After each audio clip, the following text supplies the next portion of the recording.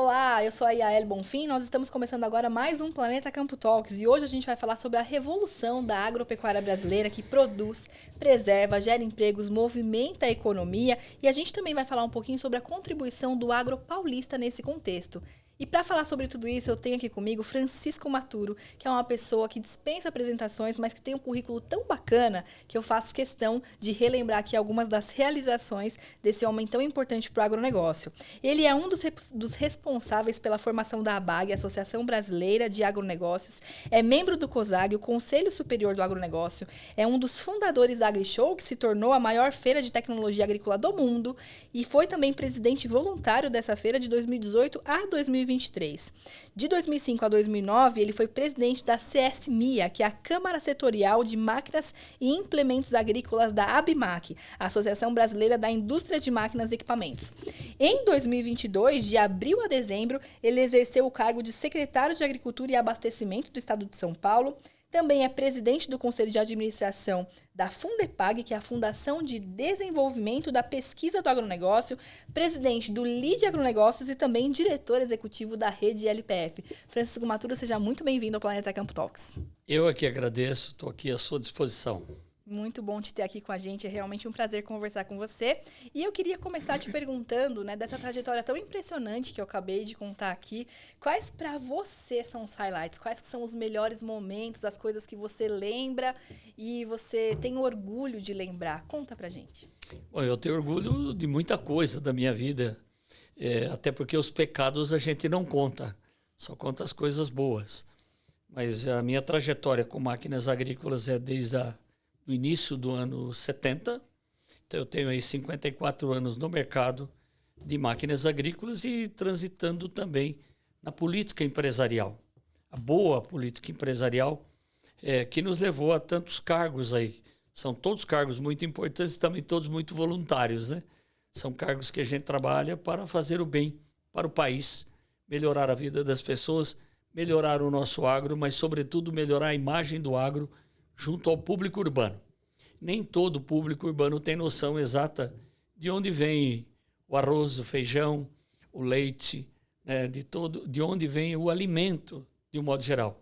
A gente começa de manhã num cafezinho, a gente come um queijo, come um mamão, tudo isso é agro, né? Sim. O agro está na nossa vida, até na nossa roupa. Sim. No tecido que nós estamos usando aqui, alguém plantou algodão. E, predominantemente, plantou no Brasil. Mas nem sempre foi assim. Há poucos anos atrás, o Brasil ainda era importador líquido de alimentos. O Brasil importava leite, o Brasil importava feijão, o Brasil importava arroz. Então, muita coisa o Brasil passou a ser autossuficiente para a alimentação da nossa população e, mais do que isso, exportador líquido de alimentos e concorrente seríssimo para todos os mercados do mundo. E você diria que essa questão de a gente ser concorrente de vários mercados do mundo é, inclusive, um dos motivos pelos quais nós somos tão atacados, digamos assim, pelos quais saem tantas notícias duvidosas sobre o agro brasileiro? Eu diria o seguinte, eles têm medo, na verdade, o mundo tem medo da nossa eficiência, né? Da nossa competência. Transformar solos predominantemente pobres em solos produtivos. É o que o Brasil faz através da pesquisa, através da ciência, através do suor do produtor, é que se transformou solos predominantemente pobres em solos altamente produtivos. É isso que o Brasil fez. Temos o privilégio de estarmos num país de clima tropical, e também nem sempre foi assim, que houve uma época em que a gente fazia agricultura no Brasil como se fazia nos países de origem dos nossos imigrantes, que faziam agricultura aqui, como aprenderam lá na Alemanha, na Itália, em outros países tantos da nossa população predominantemente europeia, que veio predominantemente para o Rio Grande do Sul. Então, como eles faziam agricultura uma safra por ano, a agricultura se assemelha um pouco com países de clima temperado, um pouco mais frio, e eles faziam essa agricultura. Aí, quando a agricultura começa a crescer, quando o Brasil começa a crescer sua população, começa a sair do Rio Grande do Sul, lembra que São Paulo sempre foi agrícola, mas predominava o café e a cana-de-açúcar. A gente não tinha agricultura de cereais e outras tantas coisas que tem hoje. Então, quando começou a sair de lá, que começou a sentir a dificuldade de se fazer agricultura num clima tropical, num sol escaldante, sobretudo quando você começa a entrar em centro-oeste, um sol para cada um. Sim. E como é que faz agricultura num país como esse, num clima como esse? Aí que vieram os institutos de pesquisas, a nossa Embrapa, que está fazendo 51 anos, para ajudar na pesquisa e desenvolvimento. E aí nós vivemos 3 grandes momentos da agricultura brasileira. Perfeito. Agora, quais são esses 3 grandes momentos? Né? Já que você me deu essa deixa, vamos já falar sobre isso também. Então, o primeiro grande desenvolvimento foi o plantio direto, que aconteceu na década de 70. Porque como é que nós fazíamos agricultura? Revolvendo o solo, arando e gradeando. Aí aparece um louco, hoje ele é visionário, porque ele já faleceu, né? Todo mundo que faz alguma coisa diferente é, num primeiro momento, chamado de louco. Herbert Bartz, em Rolândia, no Paraná, começou a fazer plantio direto na palha, sem arar e gradear, que era a nossa cultura, a cultura que trouxeram os imigrantes para o país, de arar, gradear, micropulverizar o solo. E que no nosso clima, nós estávamos matando os micro-organismos tão importantes para as culturas. Ele começou a fazer plantio direto, e esse foi um grande salto. Só para dizer o tanto que ele era louco, que hoje a gente passa de 40 milhões de hectares em plantio direto. Esse foi o primeiro grande salto que o Brasil deu na agricultura. O segundo grande salto, já que você me perguntou, foi a segunda safra. Que no Brasil nós fazíamos a safrinha, chamada safrinha, que é, vamos dizer, um resto de colheita de milho que germinava, colhia, ia tratar das galinhas, dos porcos que tinha na propriedade. Era isso, era uma safrinha mesmo. Porque ali ainda tinha nutrientes, aquilo que a máquina não colheu germinou, se colhia para tratar dos animais em casa. E aí se descobriu que fazendo sementes adequadas, entrou genética, sementes adequadas para um outro momento da cultura, pudemos fazer a segunda safra. Porque ele não pode deixa... ser considerada safrinha de jeito nenhum mais, né? Não pode chamar de safrinha nunca mais. Porque cada 3 sacas de milho produzidas no Brasil, 2 são de segunda safra. Todo o algodão que nós produzimos no Brasil, e já somos os maiores do mundo, todo o algodão do Brasil é de segunda safra. Então não tem safrinha, isso acabou. Isso acabou, não existe mais. E o terceiro grande salto da agricultura brasileira, a terceira evolução, são os sistemas integrados de produção. Integração lavoura-pecuária, integração lavoura-pecuária-floresta. Porque nós podemos fazer 3, 4, até 5 safras no ano no mesmo hectare, na mesma área. Claro que tem que ter uma combinação perfeita, tem que se trabalhar muito, tem que entrar ciência, pesquisa, tecnologia e muito suor. Dá para fazer o que nós estamos fazendo hoje. Esse sistema deu tão certo, que hoje nós já estamos com 18 milhões de hectares dentro dos sistemas integrados de produção. E só no Brasil é possível, porque é um país de clima tropical. E esses 18 milhões de hectares dos 40 milhões que você falou ali plantados, a gente tem ainda muito espaço para crescer. Tem planos nesse sentido? Quais que são as perspectivas para esse crescimento? Bom, nós fundamos a rede LPF.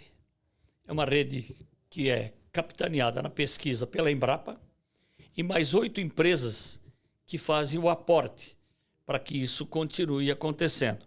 A difusão do sistema, a implantação nos vários biomas do Brasil, porque não tem receita de bolo isso.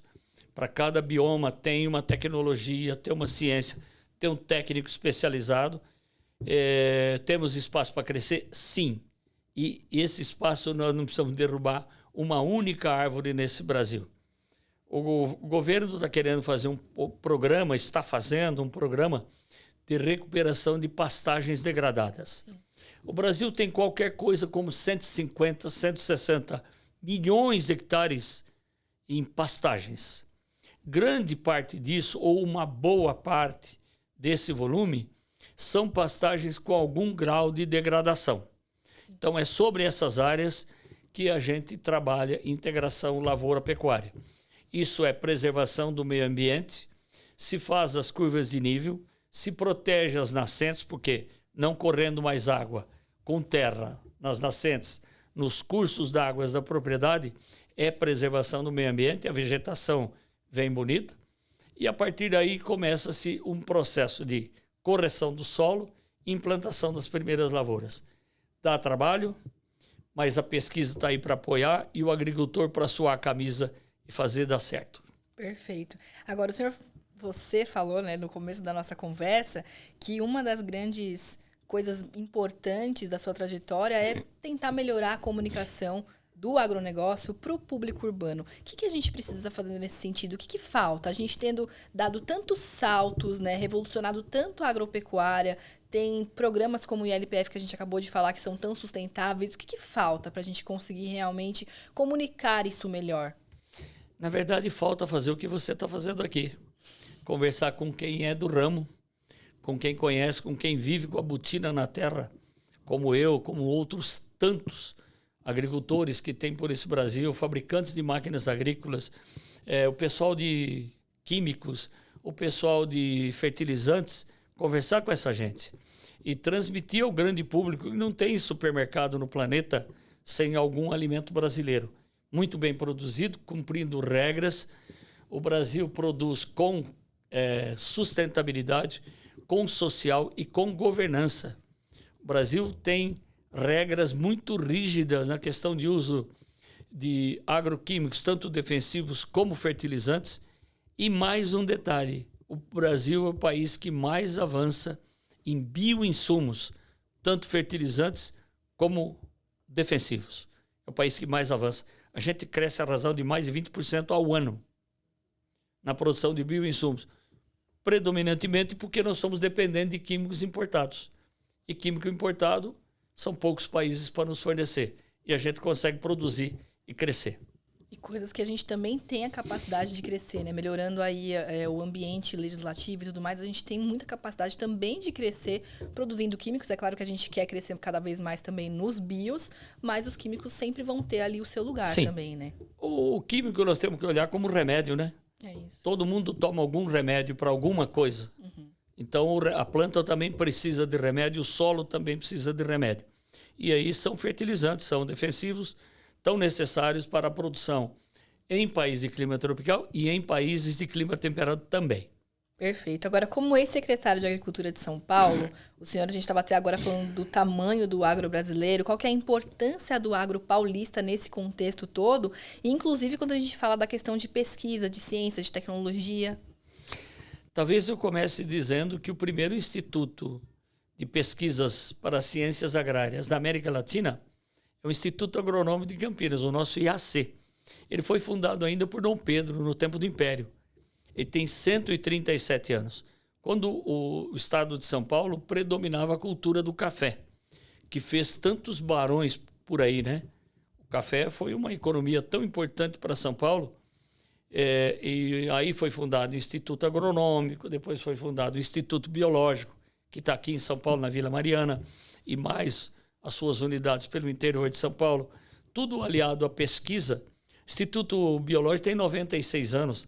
Nós temos o Instituto de Tecnologia de Alimentos. Então, São Paulo é um provedor de técnicos, de cientistas, de pesquisadores para todo o Brasil. Perfeito. E tem também, né, a AgriShow acontece aqui em Ribeirão Preto, e como eu citei no começo, o senhor é um dos idealizadores dessa feira que hoje é a maior do mundo. Então, comenta um pouquinho também sobre essa história da AgriShow, como é que vocês chegaram, né, na idealização dessa feira tão importante, a importância dela hoje, tanto para o Brasil quanto para a região ali de Ribeirão Preto. Bom, aí fica muito fácil a história, porque nós, fabricantes de máquinas agrícolas, sempre participamos das feiras agropecuárias, que sempre tem um público muito importante. E ela acontecia normalmente à noite. A gente estava lá expondo máquinas, um público grande, um público gigantesco. A gente já sabia, mas parece que não queria ver, que aquele público não era nosso, era do rodeio e do show do cantor sertanejo que faria logo depois do rodeio. Tem sempre um show de algum artista sertanejo que eu Sim. adoro, gosto muito, mas aquele não era o nosso público. Então a gente queria uma feira de negócios, uma feira de trabalho, que comece às 8 da manhã e feche às 18. Tanto que a AgriShow não tem parque, não tem circo, não tem diversão, não tem bebida alcoólica, não tem nada. Tem negócios, tem máquinas. E aí nós começamos a pensar seriamente em ter uma nossa feira, uma feira que representasse as nossas entidades, os nossos fabricantes de máquinas agrícolas e os seus, tudo que está no entorno de máquinas agrícolas, ração animal, arame para cerca, tudo que está em torno do agrícola, nós queríamos ter num local só. E começamos a pensar nisso, trabalhar nisso. Fomos ver uma feira em Londrina, que tinha mais ou menos o alinhamento com aquilo que a gente pensava, na sua primeira edição. A segunda edição, ela tinha um propósito de ser itinerante, foi feito em 93 em Uberaba, Minas Gerais. E nesse momento eu estava junto com o Dr. Roberto Rodrigues, que é uma honra, um amigo querido. E Dr. Roberto Rodrigues vira secretário de Agricultura e nos presenteou com uma área do Instituto Agronômico em Ribeirão Preto. Não é bem um presente. Ele deu autorização para que se realizasse uma feira lá. E aí nós começamos a fazer uma feira. É uma feira que tinha tudo para dar certo e deu. Mas também tem uma história que vale a pena contar com uma certa tristeza, que no dia da abertura da primeira edição, chegava em São Paulo o corpo do Ayrton Senna. Então, a feira que tinha tudo para dar certo, ela deu certo, mas a gente tinha lá um clima triste. Como todos os brasileiros estavam muito tristes naquele dia, pela morte do Ayrton Senna, que tinha acontecido no dia 1º de maio de 94. Dia 4 de maio, nós estávamos abrindo a AgriShow. Mas, enfim, perseveramos, continuamos. Junto com isso foi criada a ABAG. Tanto que o primeiro presidente da AgriShow foi Ney Bittencourt de Araújo, que era o presidente da ABAG. Em 95, o Ney Bittencourt de Araújo também foi o presidente da AgriShow, ainda presidente da ABAG. Depois os fatos foram se sucedendo até chegar em 2024, já com a última edição entregue também. Então são 30 anos de AgriShow. Só pulamos 2 edições por conta da pandemia, ano 2020 e 2021, e ela se transformou na maior feira do segmento no mundo, em volume de negócios. Agora, uma coisa que você citou é a questão das máquinas, né? Que realmente são aí, digamos, a estrela da AgriShow e que estão na sua trajetória também, né? Como um empresário aí do setor de máquinas agrícolas e tudo mais. Eu queria falar um pouquinho sobre isso também, porque quando a gente fala de agricultura 4.0, quando a gente fala de agricultura de precisão, de eficiência, as máquinas também tiveram um grande papel nisso, né, Francisco? Eu diria assim, se a gente pudesse dividir, essa conta nunca é exata, e seria quase uma injustiça dar números. Mas nós temos 95% da população de São Paulo na área urbana. Sim. Nós temos no Brasil 87% da população é urbana. Como produzir sem máquina? Sem máquinas modernas, produtivas, com poucas perdas no plantio, poucas perdas na colheita. São máquinas que vieram para contribuir. E tem um detalhe interessante que vale a pena citar, é que as máquinas, todas as máquinas produzidas no mundo são validadas no Brasil. Por que elas não são validadas na Europa e nos Estados Unidos? Porque são países de clima temperado, que durante 6 meses por ano ou 4 meses por ano tem neve, as máquinas ficam guardadas. E no Brasil há um uso intensivo de máquinas, o ano todo. Você pega uma colheita de cana, é operação de 8, 10 meses por ano. Laranja, mesma coisa. Então, todas as safras e segundas safras e terceira safra no Brasil, isso faz o uso intensivo das nossas máquinas. Então, o processo de validação é muito mais curto no Brasil, por número de horas trabalhadas. Então, todos os lançamentos que são feitos na AgriShow são feitos concomitantemente com o restante do mundo. Mas o processo de validação é no Brasil. Máquinas trabalhando em clima quente, altamente poluente, com areia, com terra, com tudo isso. Então, as máquinas passam por um processo de validação no Brasil, elas vão trabalhar em qualquer lugar do mundo. Maturo, agora uma coisa interessante que eu queria falar também é sobre o impacto da AgriShow para a população urbana. Nós falamos que a maior parte da população está, né, no ambiente urbano, e eu queria falar desse impacto da feira, de uma feira como essa, para a região ali de Ribeirão Preto. Olha, é só conversar com os prefeitos de cada região, de cada cidade da região de Ribeirão Preto, ali todo o entorno, mas é um entorno grande e todo ano ele se amplia, porque todo o setor hoteleiro é tomado. Ah, a gente bem sabe. A gente foi mandar nossa equipe de reportagem para lá na última, olha, foi difícil para conseguir. Não é só o setor hoteleiro.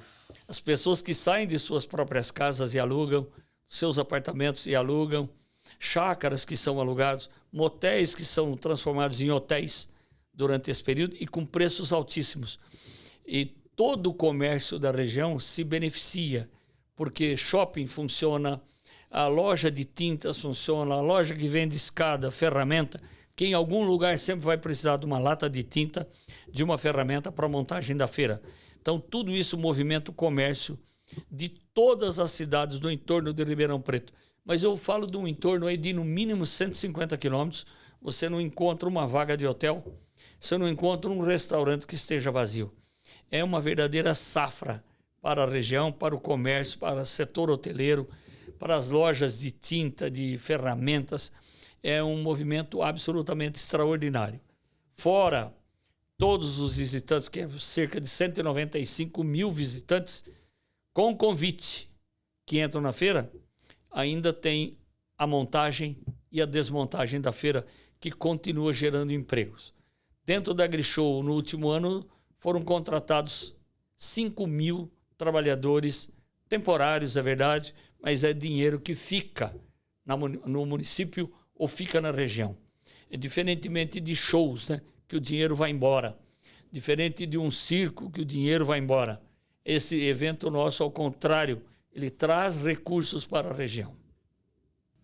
Muito bom. Agora, olhando um pouquinho para o futuro, a gente falou muito do agro até aqui, né? Das nossas revoluções, do que a gente já fez de super importante até aqui. Mas olhando para o futuro, o que a gente pode dizer? Como você vê quais serão os diferenciais do agronegócio, principalmente quando a gente fala num mundo cada vez mais preocupado com questões climáticas, cada vez mais preocupado com a Agenda 2030 da ONU, que tem aí várias, os 17 objetivos, cada um em uma área diferente. Como que a gente pode se diferenciar e realmente ser protagonista nesse futuro? Bem, o Brasil é o país que produz, que preserva, que gera lucro, que gera emprego, gera renda e muda o IDH da região onde ele se instala. Todas as melhores cidades com níveis elevados de IDH são cidades onde predomina o agronegócio. A agroindústria. Se você separa a indústria tradicional de bens de capital para a agroindústria, você vai ver uma diferença gigante. Onde está o agro, está o desenvolvimento. As pessoas melhoram de vida, as escolas são melhores, os hospitais são melhores, tudo melhora. Então, o agro brasileiro tem um futuro garantido, porque nós, além de produzirmos muito, nós preservamos e recuperamos solos que foram degradados pelo mau uso, pelo tempo, pela ignorância da ciência, da pesquisa, mas a gente recupera áreas degradadas para produzir. Sobretudo quando você fala em integração, lavoura, pecuária e floresta ou simplesmente sistemas integrados de produção. Nós temos várias combinações no Brasil que deram certo e estão dando certo. Que é um exemplo do diferente? A região noroeste de São Paulo. São Paulo responde por 64% da borracha natural do Brasil. Muito bem, nessa região noroeste de São Paulo, que compreende São José do Rio Preto até Santa Fé do Sul, que é a última cidade do estado de São Paulo, divisa com Mato Grosso do Sul, ali está se plantando cacau e banana junto dos seringais mais novos. Então, é uma combinação que não é ILPF, mas é uma combinação de sistemas integrados de produção. Sim. Em 10 anos, São Paulo será certamente um grande polo cacaueiro no Brasil. Inimaginável. Sim, que a gente pensa em cacau, pensa na Bahia. Pensa na Bahia, pensa na Amazônia. É isso. Não. Nós também pensávamos em borracha na Amazônia. Tivemos o ciclo da borracha, onde fez Manaus, aquela pujança da região, mas não eram seringais conduzidos, eram seringais nativos. Seringal em São Paulo é seringal conduzido, com ciência, com pesquisa, com tecnologia, com clones modernos, com clones adequados à nossa região. Não são adaptados, são adequados pela pesquisa. Então, nesse meio, estamos fazendo cacau e estamos fazendo banana. É tão importante na nossa economia, eu acho que ninguém deveria ficar um dia sem comer banana. Sim. Eu faço a minha parte. Eu também faço a minha. Eu também faço. Então, são sistemas integrados de produção, que é possível num país de clima tropical. A África também tem uma boa parte que está no cinturão tropical do globo. Mas ainda falta muito chão para chegar lá nas questões fundiárias. O Brasil tem a sua questão fundiária resolvida. De vez em quando tem um contratempo aqui, um contratempo ali, mas temos segurança jurídica para continuar progredindo, prosperando e alimentando grande parte do mundo, né? E a gente produz para nós, para a nossa segurança alimentar, e garantimos a segurança alimentar de outros países. Com certeza. Francisco Maturo, muito obrigada pela sua participação aqui com a gente no Planeta Campo Talks. Foi um prazer te ter aqui com a gente, aprender um pouco mais sobre o agronegócio, sobre as nossas revoluções no campo. Então, realmente, muito obrigada pela sua participação. Eu é que agradeço a oportunidade de falar para um público do agro e também fora do agro. É importante que todos conheçam. Com certeza. Obrigada mais uma vez. Bom, eu vou ficando por aqui então com o Planeta Campo Talks de hoje. A gente se vê na próxima. Até lá. Tchau, tchau.